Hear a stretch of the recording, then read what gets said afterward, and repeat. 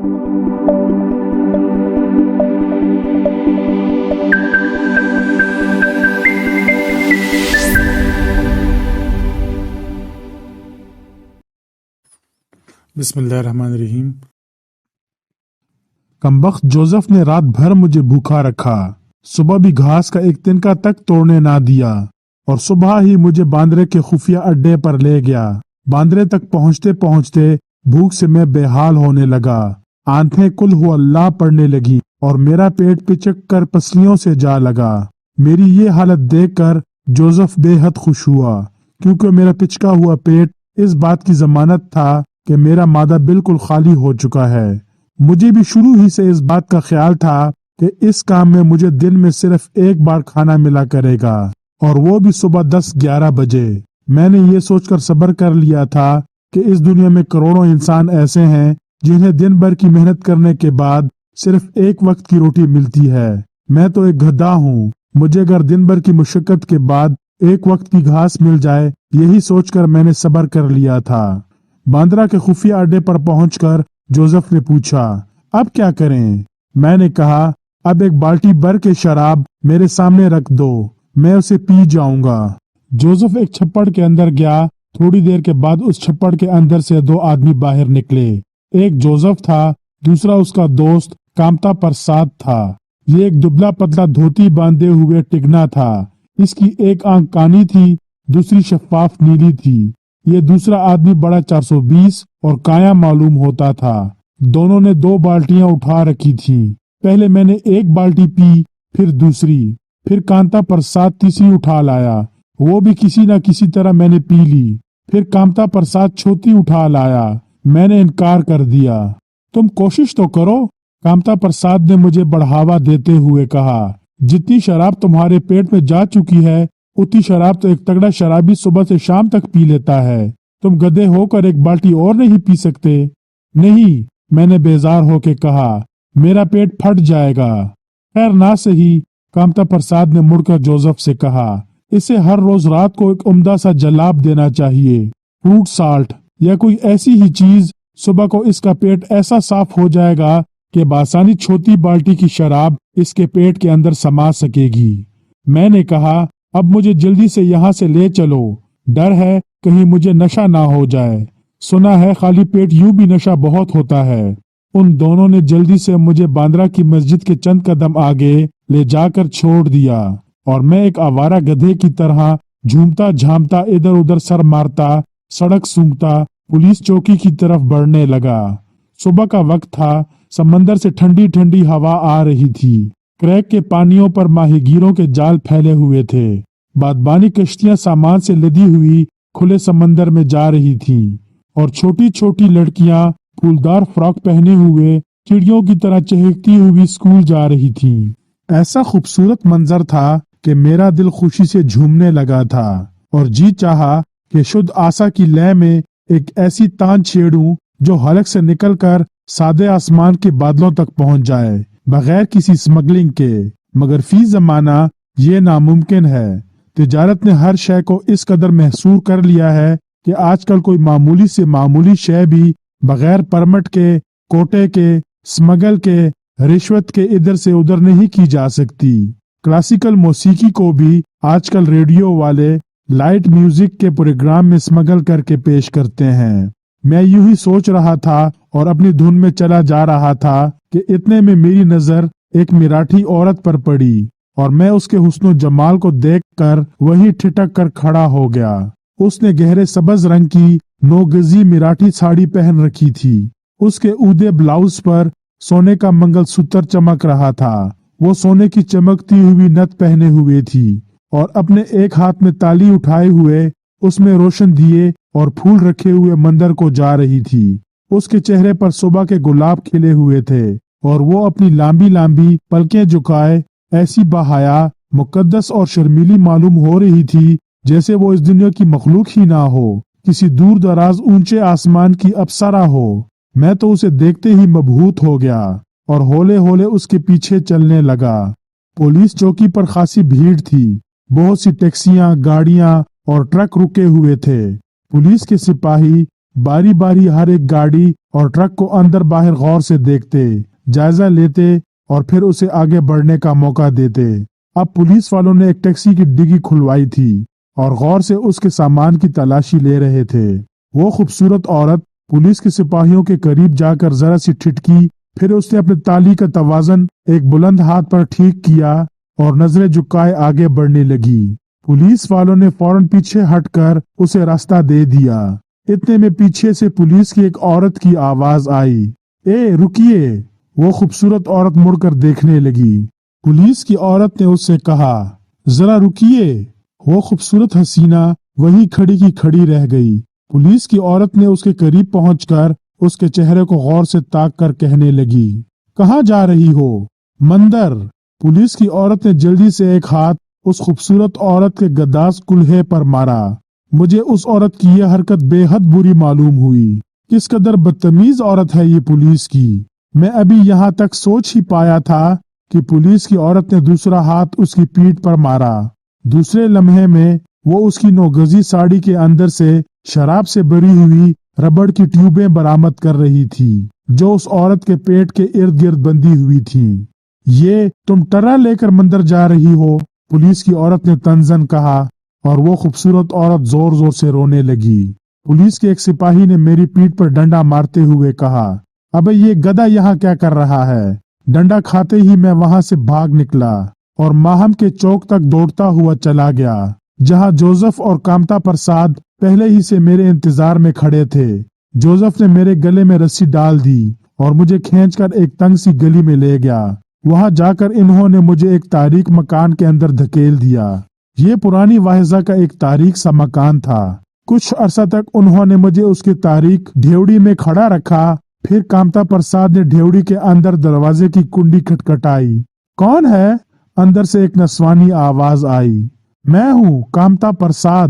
دروازہ کھل گیا اور اس میں سے ایک نوجوان عورت برآمد ہوئی۔ اس کے ہونٹ گہرے سرخ تھے اور بڑی بڑی آنکھیں گہری سیاہ۔ اس نے مست ادا سے اپنے دونوں کلہے مٹکائے اور بولی، خالی ہاتھ آئے ہو؟ ماریا، تم دروازہ تو کھولو۔ جوزف نے بڑی بے چینی سے کہا، اور خود پرے ہٹ جاؤ۔ ماریا نے دروازہ پوری طرح سے کھول دیا اور پرے ہٹ گئی۔ وہ دونوں مجھے کھینچ کر اندر لے گئے۔ اندر ایک کشادہ صحن تھا جس کے ایک کونے میں آگ جل رہی تھی اور ایک کونے میں بہت سے ڈرم پڑے تھے۔ ایک کونے میں الگینی پر دھلے ہوئے کپڑے ٹنگے ہوئے تھے اور ایک کونے میں گھاٹ پر ایک بڈھا آدمی سو رہا تھا۔ کامتا پرساد ماریا کے ساتھ ایک طرف کے برآمدے میں غائب ہو گیا۔ تھوڑی دیر کے بعد وہ دونوں ربڑ کی لمبی ٹیوب لے کر باہر آئے۔ پھر ان دونوں نے میرے منہ کے نیچے ایک بڑا ڈرم رکھ دیا اور میرے معدے میں ٹیوب ڈال کر شراب باہر نکالنے لگے۔ ماریا نے جو میرے منہ سے شراب نکلتی دیکھی تو پہلے حیرت سے اس کی بڑی بڑی آنکھیں کھلی کی کھلی رہ گئیں۔ پھر وہ کہا مار کر اتنی ہنسی کہ اس کی آنکھوں میں آنسو آ گئے۔ جوزف نے ماریا سے کہا، کیا اب بھی تمہیں کوئی شبہ ہے ماریا کہ اب میں بہت جلد امیر ہو جاؤں گا؟ پھر تم مجھ سے شادی کر سکو گی نا؟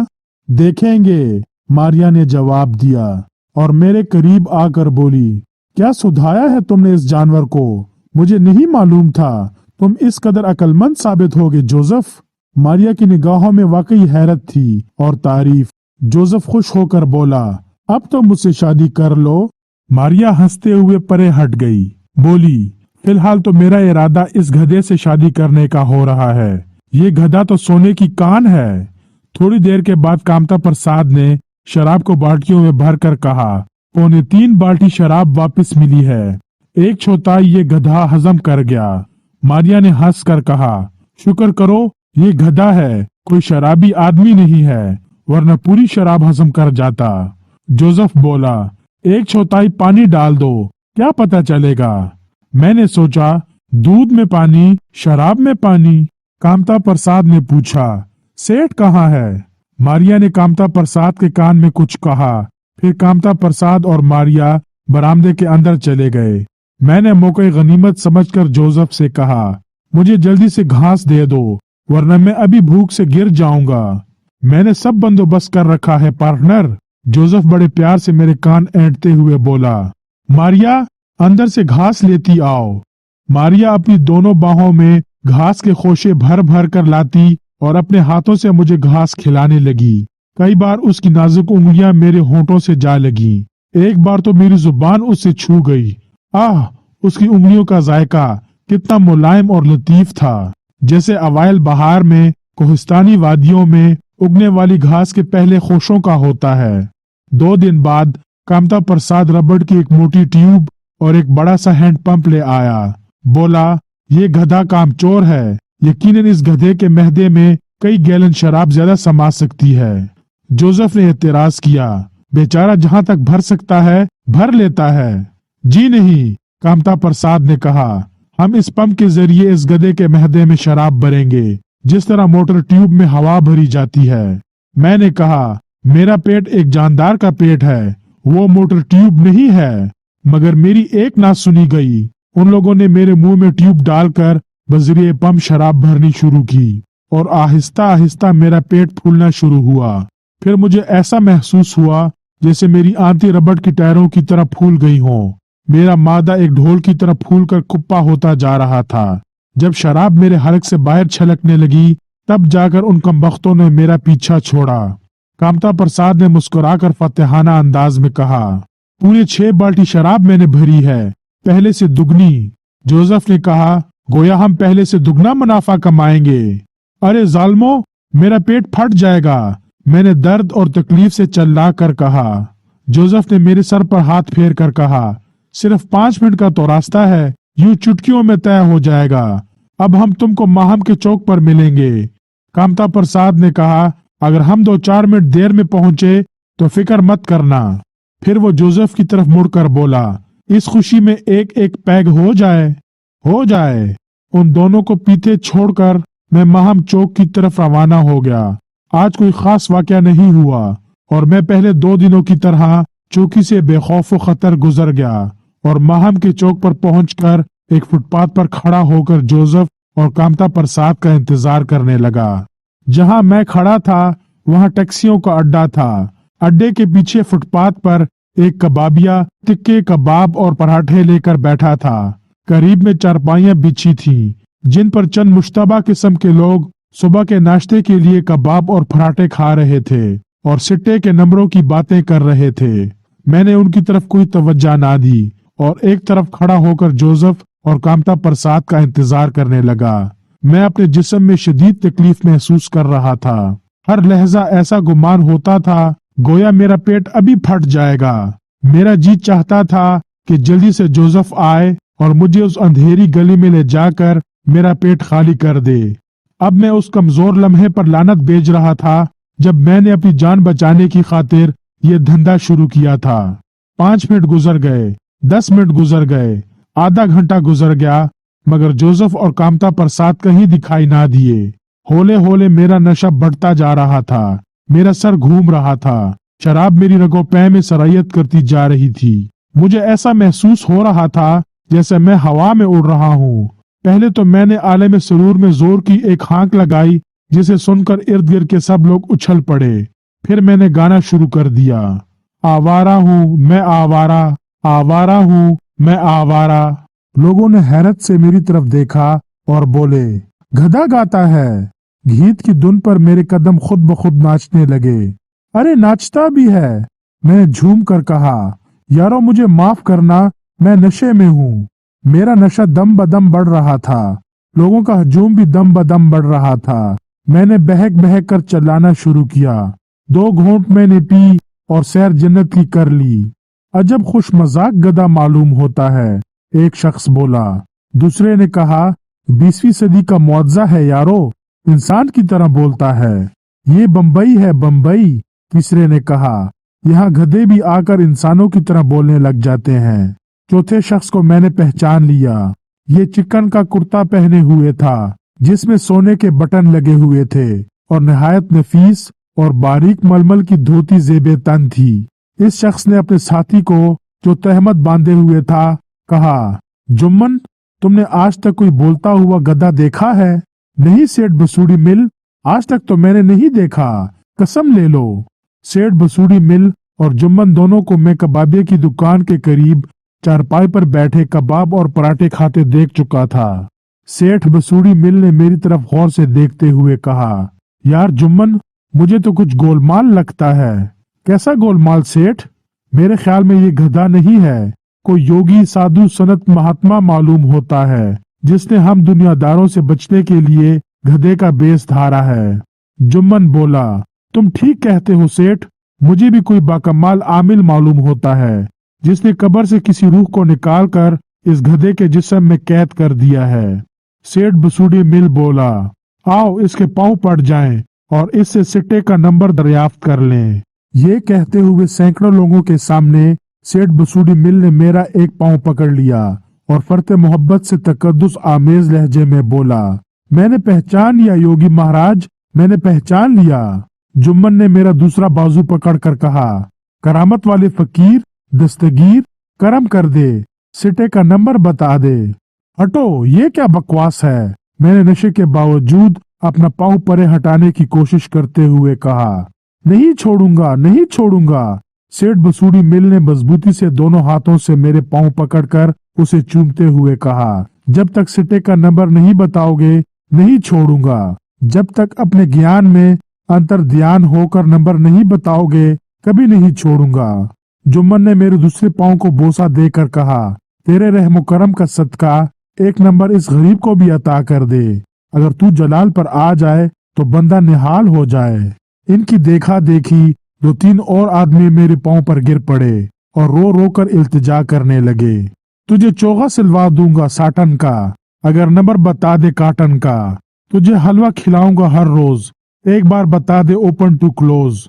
नंबर नंबर की बेताब आवाजें मजमा में से बुलंद हुई। मजमा मेरे गिर्द बढ़ रहा था और मुझे ये भी मालूम ना था कि बंबई में लोग सिट्टे के कितने आशिक हैं। अब नंबर बताए बगैर जान कैसे छूटेगी?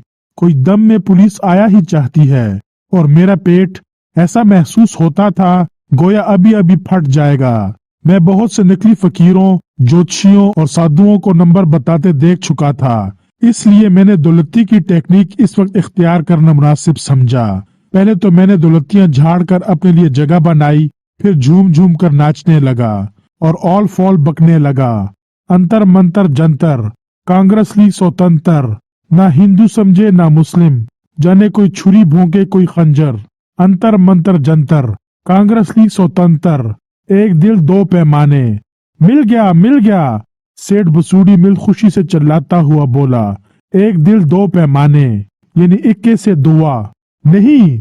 जुम्मन मुसरत के आंसू पोंछते हुए बोला, एक दिल दो पैमाने यानी एक में जमा 2 करो तो हुए 3, इक्के से तैयार। अरे नहीं, तीसरा बोला, एक दिल दो पैमाने, एक से एक निकालो बाकी रहा एक, इक्के से इक्का आएगा। गलत, चौथा बोला, ना हिंदू समझे ना मुस्लिम जाने, भाई नतीजा 0 यानी के बंदी आएगी। सब लोग अपनी अपनी समझ के मुताबिक नंबर लगाने के लिए भागे। 1 मिनट में मतला साफ था। मैं फुटपाथ पर अकेला खड़ा था। इतने में सामने से मारिया, जोसेफ और कामता प्रसाद आते हुए नजर आए। जोसेफ ने घबरा कर पूछा, क्या हुआ था? लोगों ने तुम्हें क्यों घेर लिया था?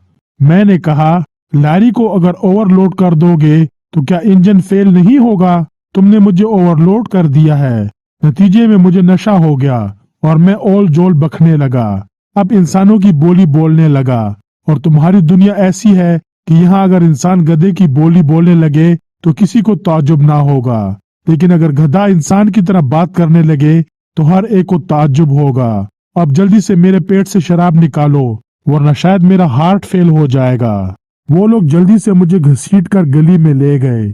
मारिया के घर के सहन के अंदर पहुंचकर मैं लड़खड़ाकर फर्श पर गिर पड़ा और गिरते ही बेहोश हो गया।